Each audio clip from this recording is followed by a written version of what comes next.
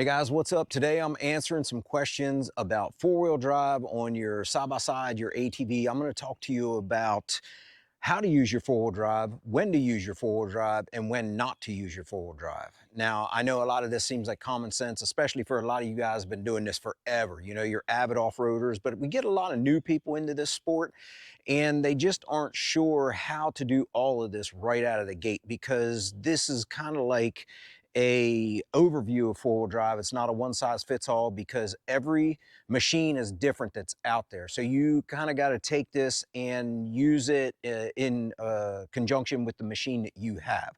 You might have a machine that doesn't have diff lock, it doesn't have turf mode, but the machine I'm going to be covering here today and covering the four-wheel drive with is the 2025 RMAX 4 1000, and this is a new vehicle that Yamaha just came out with. As a matter of fact, this year for the first time ever, Yamaha has introduced turf mode. Now, I know a lot of you diehard Yamaha guys have been screaming about turf mode for years. It is really nice to have, and for those of you that aren't familiar with turf mode, it's a mode where you can actually take your rear end, both your drive wheels, and turn it into one drive wheel. So you can take, it's typically the right-hand side that engages whenever you're in turf mode. And what that does is keep the left side from engaging. So when you go to make a tight turn, you don't get both tires biting and really tearing everything up. And if you're working on grass, or you're on some very sensitive terrain, or you just don't want to tear the terrain up, the turf mode is great. One thing about turf mode though is a lot of guys start using it instead of like the posi traction rear end, because they feel it's better for the turf and also better for their machine. It's not much wear and tear on the diff on the rear.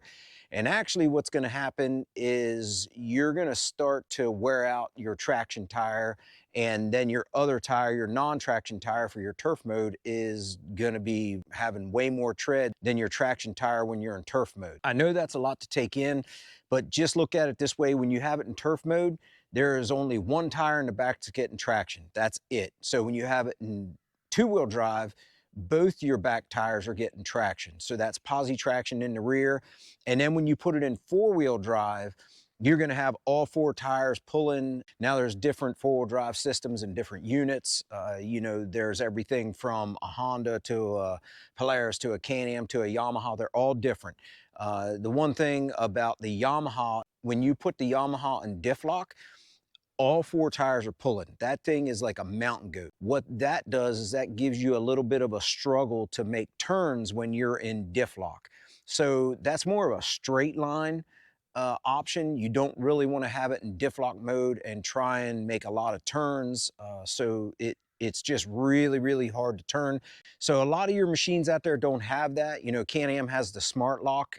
It's very similar, but you still have to get like a half a rotation on a tire in order for it to kick in.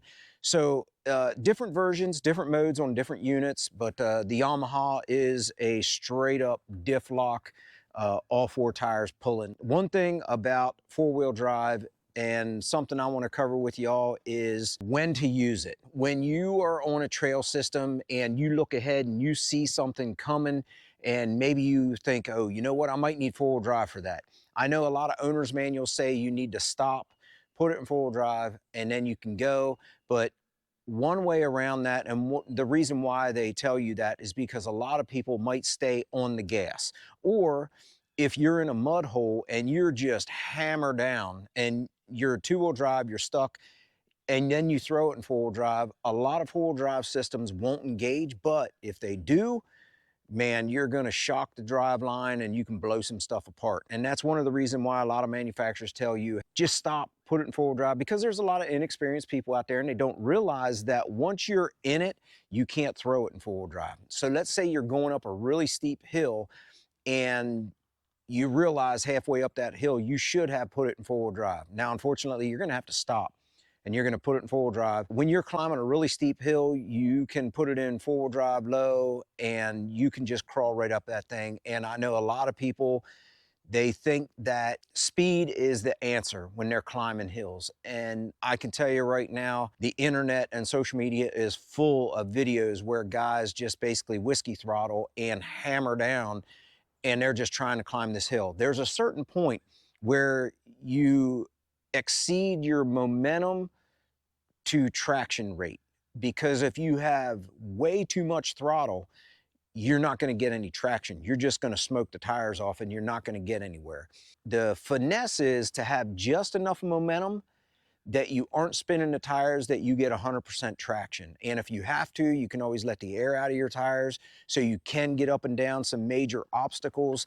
And that's another thing, that once you start getting into four-wheeling and you get out there on the trail, you're gonna figure out, okay, you know, I need to let some air out to do these trails today. Maybe it's snow, maybe it's mud. So that's another thing that's gonna help you out too. If you're climbing a steep hill and you let some air out of the tires and you are in four-wheel drive low, there you can see how this just goes down a rabbit hole, and it's one thing after another after another.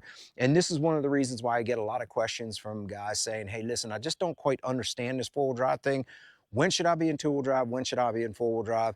And basically the bottom line is, if I'm cruising on a trail system and it's nice and flat and it's hard packed, you know, I'm in two-wheel drive. If I'm gonna be climbing a steep hill, especially if I'm riding in a group and there's people behind me, I'll put it in four-wheel drive so I don't have the back tires just digging and I'm launching rocks and dust and everything else back at everybody behind me. It's a part of that too, is not only making it up the steep hill, but it's also respecting everybody behind you that may not have waited until you were at the top of the hill. They just followed you right up that hill and you've got everything flying back on them. So that's another thing too, is, you know, respect for the riders behind you. You don't want to be slinging rocks and stuff all over them. When you're climbing a hill and you're into it, you're committed, you can't throw it in four-wheel drive once you're into it. Once you're in that mud hole and you're committed and you are hammered down, you can't put it in four-wheel drive. You have to stop and put it in four-wheel drive. And anytime I put it in four-wheel low, I stop in order to get it to engage. And that is one of those things that you just can't be rolling along at 30 mile an hour and throw it in four-wheel drive low. So there's a lot of variables to this, but basically here's the bottom line in a nutshell.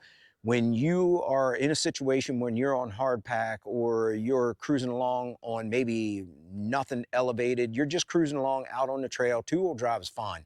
Now, when you start to get to water crossings, mud crossings, climbing steep hills, four-wheel drive, now then you want to maybe consider four-wheel drive low if it's really steep, soupy, thick mud, or maybe it's a really steep hill climb with some off camber or some rocks. Four-wheel drive low, your machine is like a mountain goat. And remember, don't give it so much throttle that you just spin the tires and you don't get the momentum and traction that you need. The whole, oh, gas it, you'll get there, that doesn't always work. And you learn that as you off-road, and everybody has a different method. There's gonna be all kind of guys that watch this say, well, that's not how I do it. And that's fine. There's more than one way to skin the cat. But I just like to get to the top of the hill without busting all my stuff up or rolling back down over. So for me, traction is key. I like to know that that machine's gonna get to the top. And for me, low and slow is the key. I like to keep it in low four-wheel drive and just creepy crawl my way up that hill or mountain or whatever it is. And I let the machine do the work. It's amazing how well these machines work if you just let them do their thing. But whenever you're gassing it so hard that they can't do their thing, nothing good is going to come out of that. So I hope that helps you guys out. And if you want to know how I use high gear and low gear in my side-by-side, check this video out up here. I'll see you over there.